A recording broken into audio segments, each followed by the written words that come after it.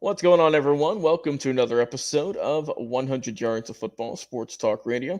I'll be your host and producer, Logan Landers, and joining me here this afternoon to talk about the Kansas State Wildcats, currently ranked number 17 in the nation. They are going to be taking on, Jay, the Houston Cougars.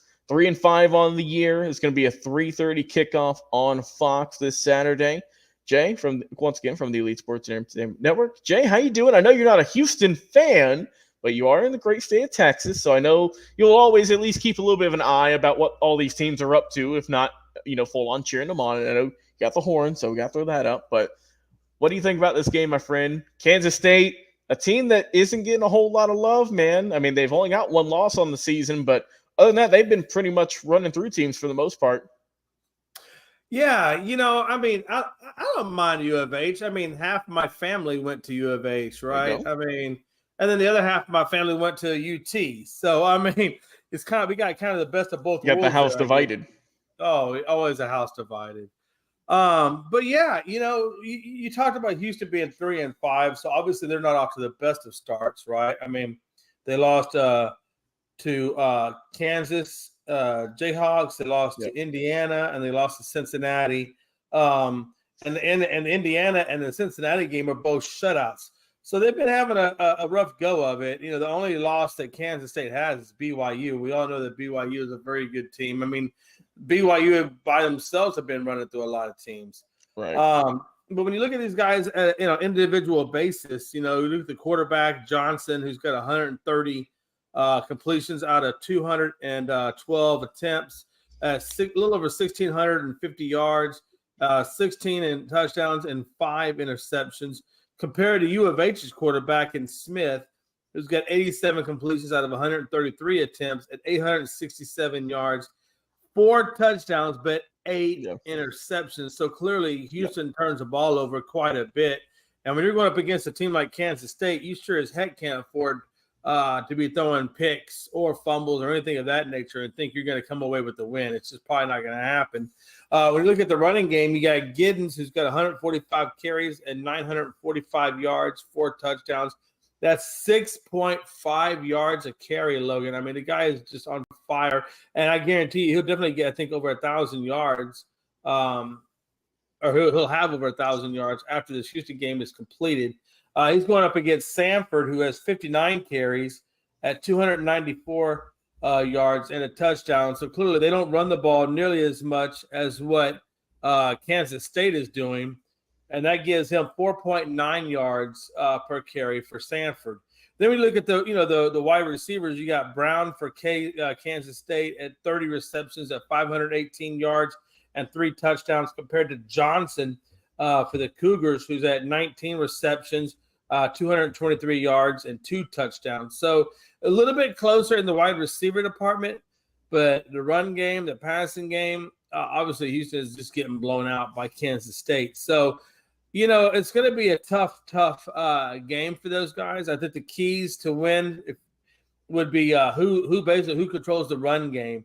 Both offenses kind of run at least a little bit through the run game, but when you're running average of 6.5, you got to think that Kansas State is going to own the run game much more than what U of H is going to be doing.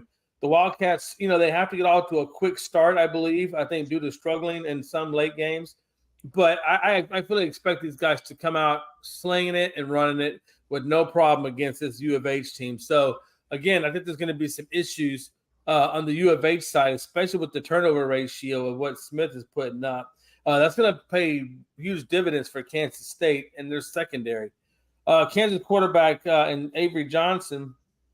He's got a strong arm and he can make plays under pressure, Logan. And that's what I like to see in my quarterbacks. Can you perform under pressure? He can also read defenses, which, again, he's got a great football IQ. He's not the kind of guy that's going to get rattled. And those are great attributes for a quarterback, especially when you're going up against the tougher opponents outside of this Houston game. Kansas defensive player I'm looking at would be Michael Batten. I think he makes a lot of key stops, and he makes a lot of game-changing tackles. So I think Batten is going to be a huge factor on the defensive side, and I would suspect that he's going to probably put Smith, that quarterback for U of H, under the gun. And I'm going to be curious to see how Smith responds to the pressure that Kansas State plans to give him. Houston's offense does score roughly about 25 points a game. However, they also give up 30 points a game. So even though you're scoring 25, you're giving up a lot more than what you're scoring. And that's going to be the big ticket when Kansas State comes to town. I think defensively, I think Kansas Mott will be a key factor, I think, due to his tackling and disruption. I think he's going to have a good game, especially against Houston's running back in Sanford. I expect him to be a very key component to that. I think Houston's D-line, Marquise Siegel, I think he's got to generate a lot of sacks and pressures on the quarterback. And he's got to get in there and disrupt those plays if U of H has any hopes of a chance at least tying or beating this Kansas State team, Logan. So if I had to put a number on it, I would probably say, due to the turnover factor, I'm going to say probably 28-13 in favor of Kansas State, Logan. Yeah, when I look at these two ball clubs, Houston just can't generate much offense, Jay. Yeah. 8 passing touchdowns on the season compared to 11 interceptions, not what you want to see. Running game, only 5 touchdowns through 9 weeks of play. It's not like their offense is just absolutely just running through teams for 8 games, rather. So they got to get something here. They won last week, Jay. They won 17-14 on a late game extra time expiring field goal. So, that's how this team's pulling off wins. They're not, just going through, oh, yeah, we'll beat you up against tough opponents, right? They beat TCU, which we know TCU hasn't looked the same since their championship game a couple of years ago, and they beat Rice. They're not beating the stiff competition. They've struggled. Jay, when I was doing some research, I found this, and I was very confused, and I was just couldn't believe it. Jay, the Cougars last won consecutive games. That's called a winning streak, back-to-back games.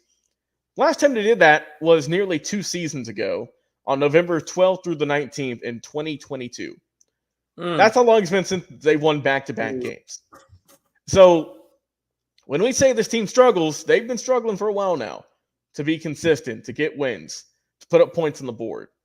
So they are going to have to get some good work in. They're going to have to look good. When you look at this team, offensively, they have 3 separate players who have ran for over 200 yards, one of them being a quarterback in Zion Chris.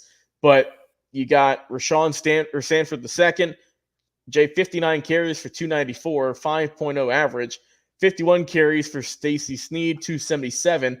They've only combined for 2 touchdowns. The averages are there. I honestly, Jay, feed them the ball more. Yeah. That you got to do that. You got to get your receiving core involved more. And honestly, man, the defense has to come up big. Yeah. They have 12 sacks. They have 12 sacks on the season. Michael Batten, their linebackers, leading them with 3. So, they're not really getting much pressure on the quarterback either. You have 12 sacks in 8 games. That's not elite numbers by any means necessary. When you look at your backfield, though, you got 6 picks, and 4 of those coming from A.J. Halsey. He's top 10 in the nation in terms of getting interceptions. So that's someone you got to watch out for if you're Kansas State, because that guy will get to the ball and will pick you off. Now, going over now to the Wildcats, they've had an impressive 7-1 season. Jay, they're in the contention to get into that Big 12 championship here as long as everything can keep going according to plans. You mentioned Avery Johnson. Yeah.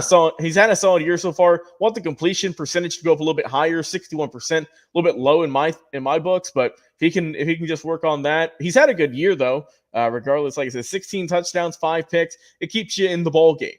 But I think their real, juggernaut is in the backfield with DJ Giddens. 145 carries, getting close to 1,000 yards. Might get that in this game, honestly. He's got 4 touchdowns on the year. Yeah. So he's averaging 6.5 yards per carry. So that is a tone setter right there. Your receiving core led by J.C. Brown. He's your number 1 by far. 30 catches for 518, and he's got 3 touchdowns. Jay, his average catch is 17.3 yards. So that is what we call here a big play maker. Looking on the defense for this lineup here with K-State, when you look at some of who their best players are, you got to look at Brendan Mott, Jay, because the big DE, the big defensive end, he's got 7 sacks on the season.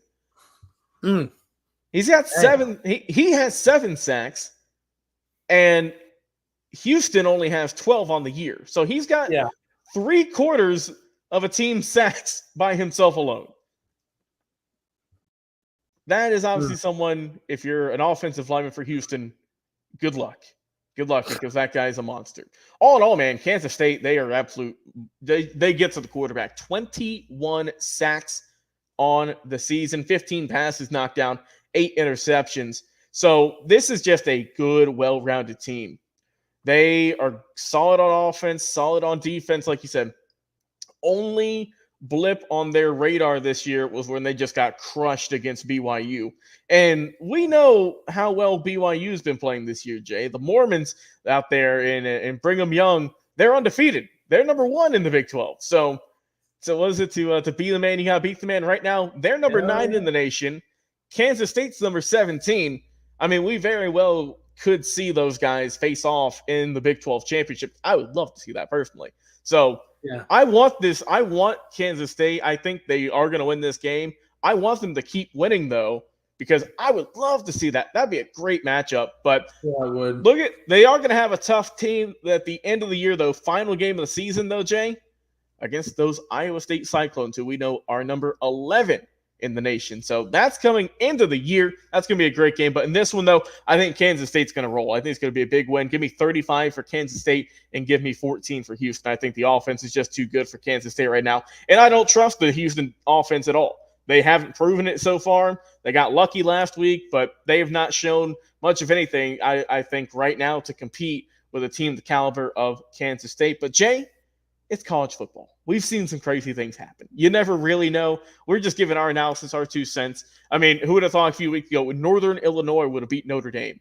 So I'm just saying, Houston, it can happen. Beating Alabama. Right. I'm just saying it can happen. But Jay, to quote this, and I'll end it here, I think Houston, we have a problem. And that's going to be the Kansas State Wildcats this upcoming Saturday. Jay McLovin from the Elite Sports and Entertainment Network. I'm your host and producer, Logan Landers. Guys, we'll talk to you again.